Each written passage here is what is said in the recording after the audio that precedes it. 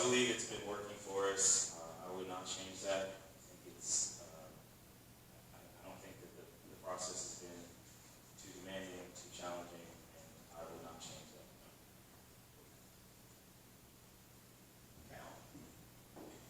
Cal, yes or no, do you agree with a municipal budget approach that starts with the rollback rate and then looks to justify specific expenses beyond this basic starting point? And if not, please explain how you would do it differently. I would not, I think it's fine the way it is. Okay. Let's go quickly, Larry.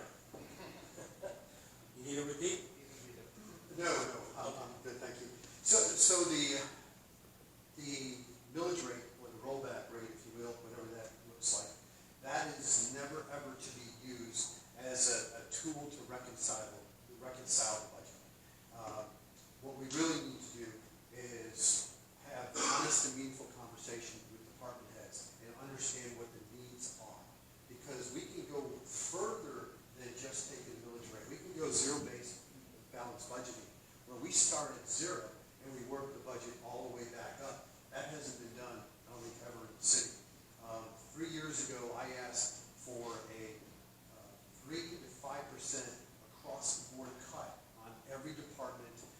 So let them decide what they want to do and then work the budget down to try to bring down the cost of operating the city.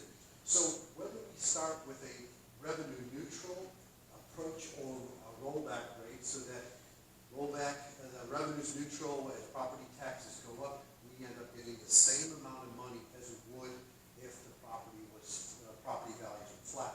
We can approach it a couple different ways. The fundamental issue is we need to go deeper and figure out what our needs are first with the city, what the departments need, and then from there start building the budget and control our expenses. So that no? It can be no, can be yes. It depends on how, which strategy or approach the council wants to take. Yes. Okay. So Larry, you lead off on this one. This is a zoning ordinance pushback. Some municipalities in the U.S. are pushing back against existing zoning ordinances as they apply to new housing development. For example, they seek to relax height and density restrictions with multifamily units and allow accessory dwelling units, also known as ADUs, in detached single-family districts. These ADU changes can, in some cases, double the density of neighborhoods and undermine any semblance of housing appeal for existing homeowners. Do you support these types of changes? And please explain your answer. Yes. So Johns Creek is almost 100% built out. We don't have any really green space left. There's one large tract that's about 200 acres. This is Rogers Farm off of Bell Road. That's the largest tract of land we have left in Johns Creek. Every city in the Atlanta area is growing by concentric circles. So in every direction it's growing. And the life cycle of typically any cities is basically everyone congregates to the center of the city because the goods and services are there. And then when it becomes too congested, they move to the suburbs. But then when the drive time becomes too long and the value of your time is greater, you move back into the city. And that's what happened to downtown Atlanta. And so all these little nodes, Roswell, all these little cities become larger cities or nodes in themselves. So while ADUs increase the density, and I'm not in favor of ADUs today, we have to look at, this actually started in California because land is scarce and people can't afford their properties because property taxes go up, values go up, and so they're trying to put these little houses in the backyard to help them cover their expenses. I don't want that here in Johns Creek. That's not our character. But we have to be realistic in the comprehensive zone. We have to address this because it will come here. It's already being talked about a lot in the real estate world. And these tiny homes are being put in places. We just have to protect ourselves in the character that we are here in Johns Creek because it's coming. Tyler. So some municipalities in the U.S. are pushing back against existing zoning ordinances as they apply to new housing development. For example, they seek to relax density restrictions with multifamily units and allow accessory dwelling units, or ADUs, in detached single-family districts. These ADU changes can, in some cases, double the density of neighborhoods and undermine any semblance of housing appeal for existing homeowners. Do you support these types of changes? Please explain your answer.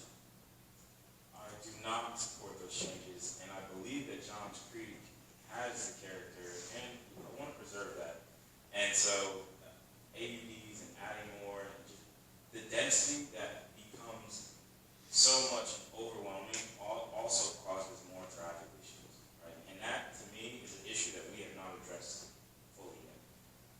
It's like I tell my kids, don't ask for more food until you eat what's on your plate, right? And so we have to really deal with the traffic concerns and congestion that's in this city already with the residents and with the housing that's already here before we try to add more and more and more and more.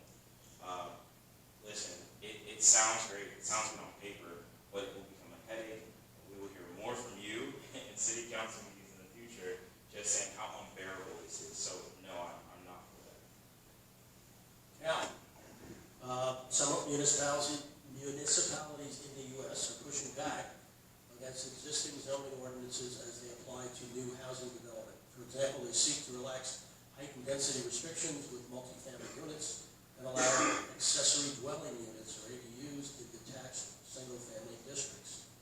These ADU changes can, in some cases, double the density of neighborhoods and undermine any semblance of housing appeal for the existing homeowners. Do you support these types of changes? And please explain your answer. Fortunately, the rest of the communities around the world don't have Johns Creek permitting process. It is stringent, almost to the point where it's suffocating.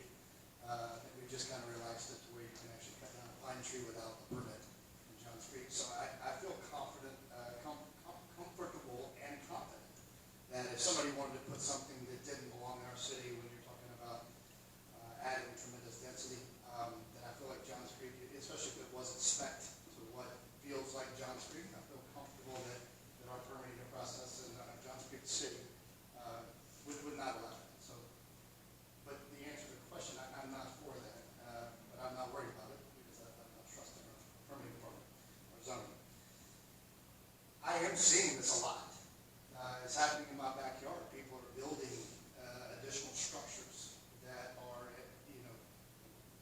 two times now, just in the last month, I've heard of two people building a new building or a new mother-in-law suite behind their home.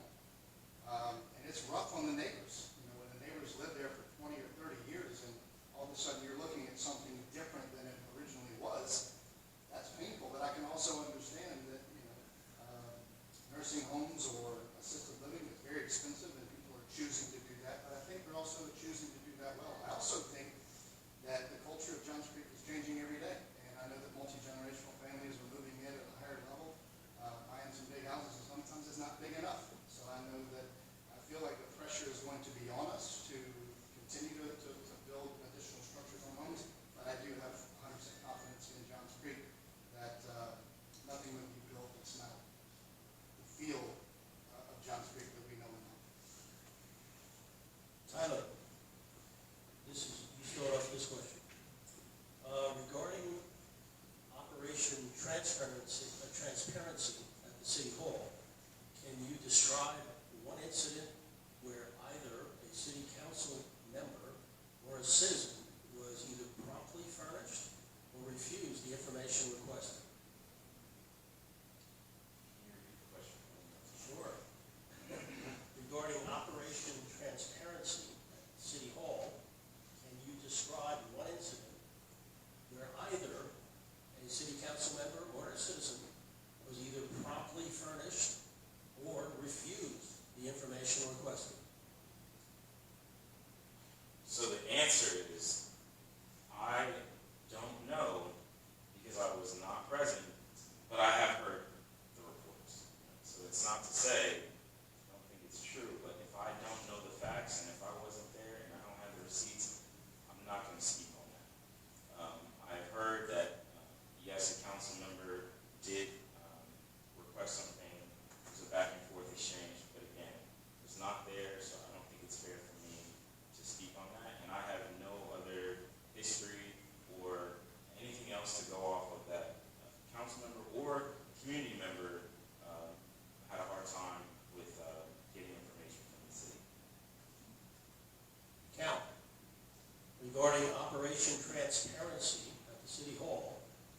describe one incident where either a city council member or a regular citizen was either promptly furnished or refused the information they requested.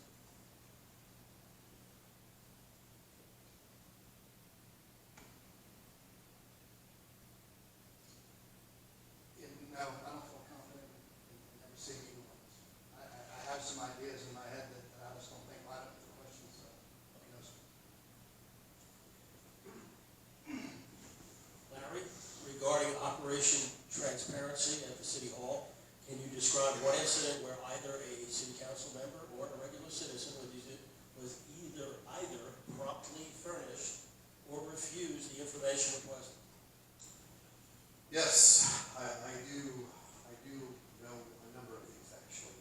So, during the budget process, I'm going to turn the clock back, that goes back approximately 2.5 years ago, we were presented a budget that was very thin, was very small in volume, and somehow, in some way, all the detail was missing. You know, the transactions, the positive and negative, the details of what happened. So we asked for that, not through an open records request, we asked for it, but it was purposely left out. So again, we were attempted to make decisions without information. Fast forward to just recently, the last couple of months, during this budget process, we started basically looking at the budget and starting to realize that things that just did not make sense in the budget. Why are we so different than some of the other cities out there? So a number of FOIA open records requests were made by city council. And what we found was astonishing, that critical things were actually missing. Critical information was missing in the budget. And so by that, we went ahead and moved forward with that information and do a FOIA request. And part of it was through the police and fire.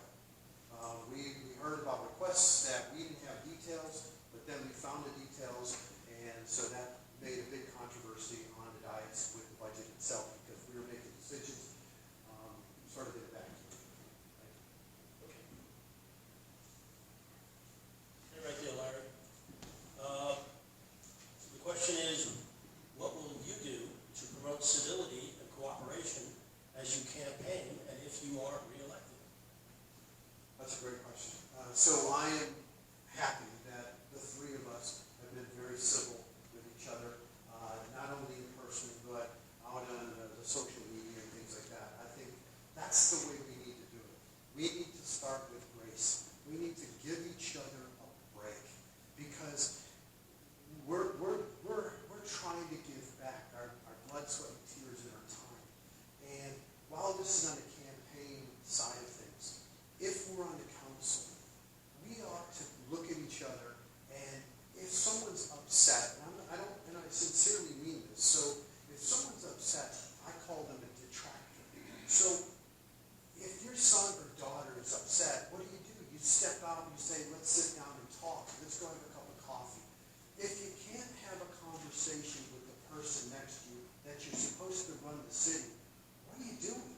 What are you doing there that we should be trying to bridge gaps among each other and try to find a common ground where we may not like each other, but we have to work with each other. So let's do it with civility, and let's do it meaningful, that we get the job done. And it's hard for me to put this one in words, because usually when two people don't get along, there's a lot of emotions that go on there. But it has to start off with conversations and finding common ground between each other to build relationships. Tyler, what will you do to promote civility and cooperation as you campaign if you are elected? Yes, I think I'll echo that same sentiment. I think it's very important for us to be able to get along. I think the more and more times that I've I sat at council meetings and seen back and forth, seen the divide. In my opinion, it hurts me to see it, because it takes away from the people. The more and more we're fighting about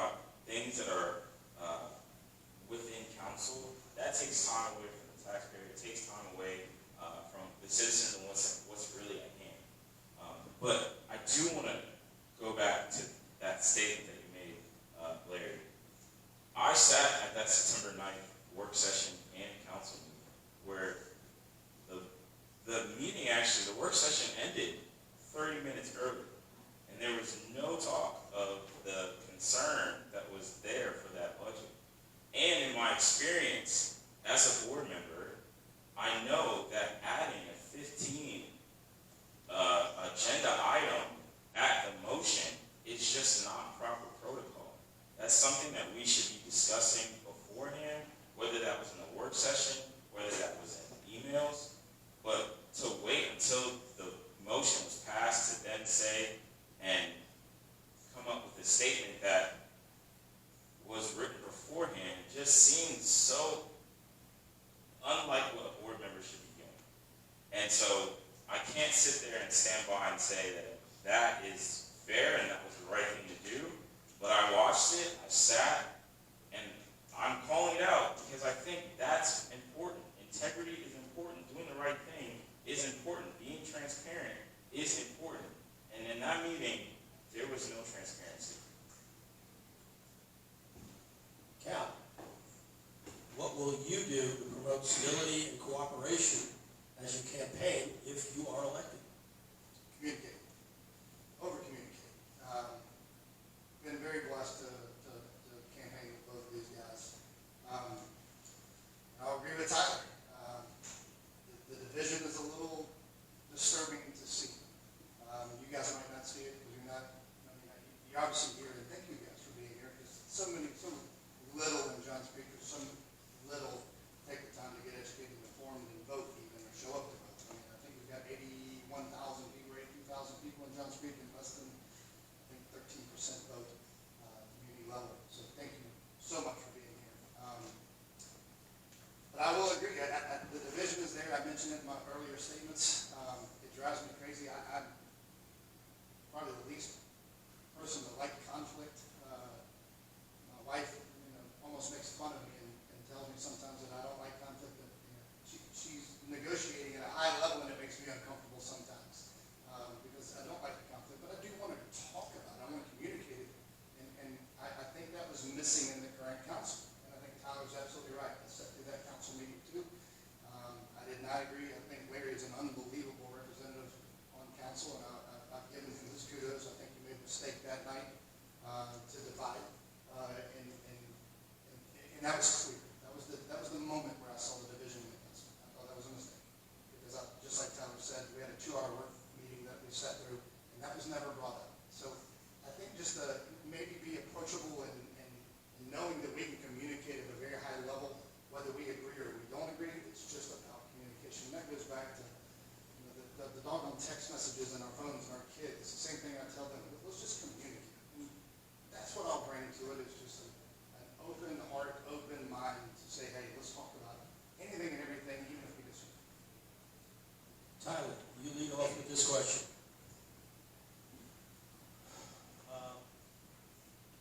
What's in it for you to serve this city council role?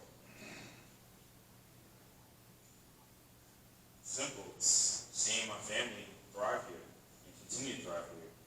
I'm so invested in this community because I'm raising my family here. Every decision that I make is a direct impact on me and my family. I don't do this for gain. I'd rather be in the background. I'd rather no one know about me and still be able to implement change. It's always been my heart, but I'm someone that has been driven. I have ideas, and I have a way of connecting with people that I know many people have seen, and that whether you look like me, don't look like me, have nothing in common, you're still going to find a way to connect because we're neighbors. At the end of the day, we're all residents of the same city, and I would love nothing more but for Johns Creek to continue to be boasted and coveted and raved about for the next 10, 15, 20 years. And honestly, I would love to share the story that 30 years ago, back when I was here in Johns Creek and I saw this, that, and the third. So to me, I am so committed, I am so invested. It shows up in the areas that I've been serving, and it'll show up on council. I don't know if I'll be here for that. Cal, what's in it for you to to serve in this role, the city council role? I don't know if it's true or not, but I heard you get paid a ton. I think it's like $15,000 we get paid to do this. Honestly, and this is selfish, it's gonna fill my bucket. This is gonna be something I'm gonna enjoy to, number one, dive into, learn. Since a very early age in my life, even my mother told me, like, son, you've got to serve in the army. And I didn't realize how important that was or how meaningful that was going to be in my life or what a compliment that was. But honestly, this is going to be a role that I will get to enjoy and dive into. And I'm looking forward to being part of Johns Creek on a bigger level. So I appreciate just you guys being here and giving me the opportunity to do that. Larry, what's in it for you to serve in this city council role? You know, it's been my highest honor in my life to be serving the people I've lived with for 30 years. So I don't expect a whole lot. In fact, I don't expect anything. I just like to be able to give back and know that part of my life is basically here, and then at the end, in the end of my life in Sunset, I can go back and look and say, hey, you know, this is where I spent 30 plus years. And this is my contribution back to the public. Life's been good to me, and I just wanted to give back, and I want to continue to give back. I do want to go back to the last question and address what Tyler had brought up regarding the council meeting. My suggestion, and respectfully so, is to read the budget. Because clearly, those items that were presented at the council was brought up multiple times during work sessions on multiple occasions, but nobody was paying attention because the Performing Arts Center was driving everyone in that direction. And nothing mattered. The mayor said, my number one priority is the Performing Arts Center. And so everything took a back seat, including the police and the fire and their needs. And we brought it up multiple times. So it was my duty and my fiduciary duty in the city is to make sure that we are the best city, and we have given the fire and the police everything they need to keep us safe. And the last line of defense was to make an amendment to the budget on the council. And we even gave the mayor a chance not to fund all 15, fund one. And he chose not to fund one. Thank you. Okay, stay there, Larry. Yeah. All right, so all three of you are real estate brokers. As you probably know, the Atlanta Realtors Political Action Committee is an active lobbyist in our area. The RPAC website states its purpose is to improve the bottom line of realtors through issues, mobilization, political advocacy, and by directly supporting candidates at local, state, and federal levels of government who champion the ideals and principles of realtors. Do you contribute money to the RPAC? Do you think the PAC has the best interests of Johns Creek in mind? And would you accept money from them to your campaign? What a great question. That is a great question. So I am, first of all, does anyone need to buy or sell a house? Because I think we got it covered here. I am a member of, I'm a realtor. I'm actually a broker, which is a higher level than a realtor. And I own my own real estate brokerage firm.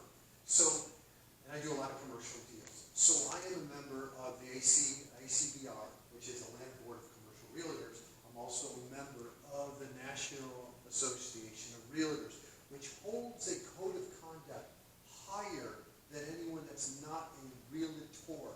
So it's critical to understand that we're as a realtor, part of this association, we're held to a higher standard. So I've been in that since 12 years. I've been in the association. I have supported RPAC because I believe that people need to get involved with politics and local government. I think it's important. I'm fortunate enough actually have received $1,000 by the RPAC to basically support my campaign. We had to fill out multiple applications and answer a whole bunch of questions to basically say, am I worthy of that $1,000? Have I lived up to the ethical standards that they have given me? And I did. And so they have supported me. They supported me in this election and another election. I'm actually proud of it. I think realtors do a great service because real estate, when things are great, it's awesome. But when a real estate transaction goes bad, it goes very bad, and it's thousands and thousands of dollars can cost you. So if we're held to a higher standard for your benefit, it works all around that way. And that's why I support and I'm proud to be part of that association. Tyler. Obviously, I'll repeat this. It's like all three of you are real estate brokers. As you probably know, the Atlanta Realtors Political Action Committee, or RPAC, is an active lobbyist in our area. RPAC website states its purpose is to improve the bottom line of realtors through issues, mobilization, political advocacy, and by directly supporting candidates at the local, state, and federal levels of government who champion the ideals and principles of realtors. Do you contribute money to the RPAC? Do you think this PAC has the interests of the Johns Creek in mind? And finally, would you accept money from them to your campaign? So I am also a realtor on the NAMAR board, but I'm also a residential property manager. So I'm also on the NARPM board, which is National Association of Property Managers. And so, yes, we hold ourselves to a very high standard. And yes, we do believe in ethics and code, but I also believe in the separation of the two. Very early in my career, yes, I checked the box. So when we renew our license or renew our board membership, there's a box, about $35. If you want to donate to RPAC, you can. Early in my career, yes, I did. I was just excited to be a real estate agent. But surely and quickly I learned and sat in the meetings and realized that RPAC does lean one side. It does lean towards more of Atlanta, more than just Johns Creek. And so, no, I do not support RPAC. I've never received any money from RPAC. Any money that I've received from my campaign comes from the people because I want to answer to the people at the end of the day. I think if you get money from anywhere else, eventually you're going to want something back. And so I choose to just take my money to Johns Creek, the residents, and I keep my business separate from my political aspirations. Cal. As you probably know, the Atlanta Realtors Political Action Committee, RPAC, is an active lobbyist in our area. RPAC website states its purpose is to improve the bottom line of realtors through issues, mobilization, political advocacy, and by directly supporting candidates at the local, state, and federal levels of government who champion the ideals and principles of realtors. Do you contribute money to the RPAC? Do you think this PAC has the best interests of Johns Creek in mind? Would you accept money from them to your campaign? So I am not a broker. There is a difference. You have a broker's license that runs a real estate company or is responsible for